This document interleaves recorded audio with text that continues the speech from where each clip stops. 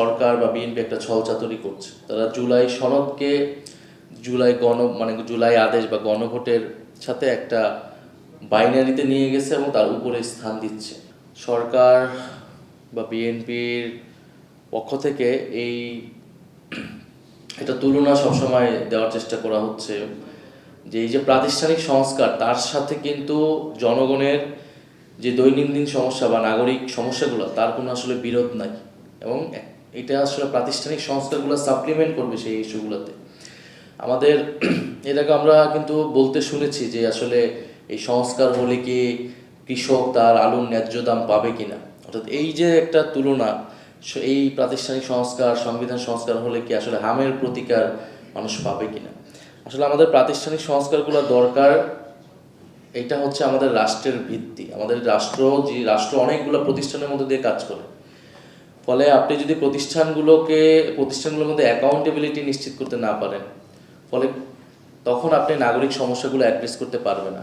আজকে যতগুলো ক্রাইসিসের কথা আপনি বলতেছেন, সেটার জন্য অ্যাকাউন্টেবল করা হবে কাকে? গভর্নমেন্টকে। কিন্তু আপনি অ্যাকাউন্টেবল কিভাবে করবেন?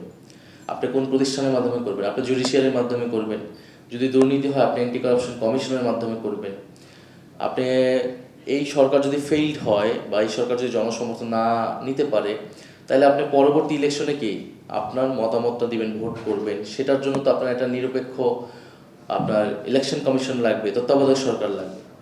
ফলে মানুষের এই যে সমস্যাগুলো, এটা প্রাতিষ্ঠানিক সংস্কারের সাথে ওতপ্রোতভাবে জড়িত। এই কারণে এইটাকে আসলে কোনো বিরোধাত্মক কিছু না।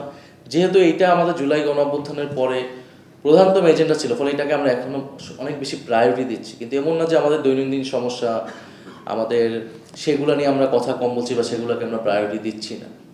ফলে আমি মনে করি এই প্রাতিষ্ঠানিক সংস্কারগুলোর মধ্যে দিয়ে আপনি যদি গণতন্ত্র, আপনি যদি স্বচ্ছতা এবং অ্যাকাউন্টেবিলিটি, জবাবদিহিতা নিশ্চিত করতে পারেন, তাহলে আমাদের রাষ্ট্রের যে দৈনন্দিন সেই নাগরিক সমস্যাগুলো দূর করা সম্ভব।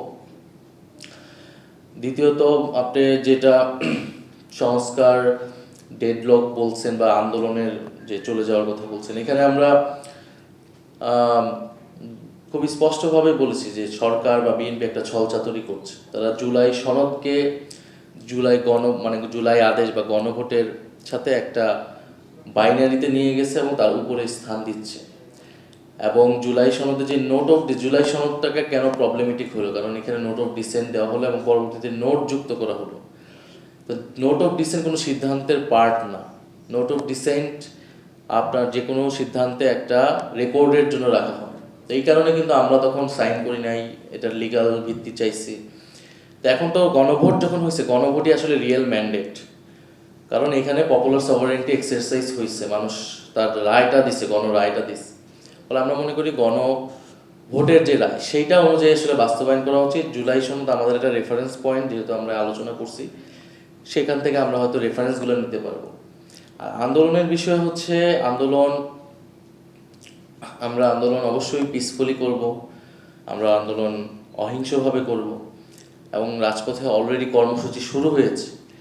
কিন্তু এই কর্মসূচি কতটুকু বৃদ্ধি পাবে, কতটুকু কঠোর অবস্থানে যাবে, এটা তো নির্ভর করবে সরকার কতটুকু এই আন্দোলনের সাড়া দিচ্ছে অথবা তারা দাবিগুলো মেনে নিচ্ছে। আমরা তো খুবই ক্লিয়ারলি বলেছি যে আমরা বিরোধী দল, রেসপন্সিবল অপোজিশন হইতে চাই এবং কোঅপারেট করতে চাই গভর্নমেন্টকে।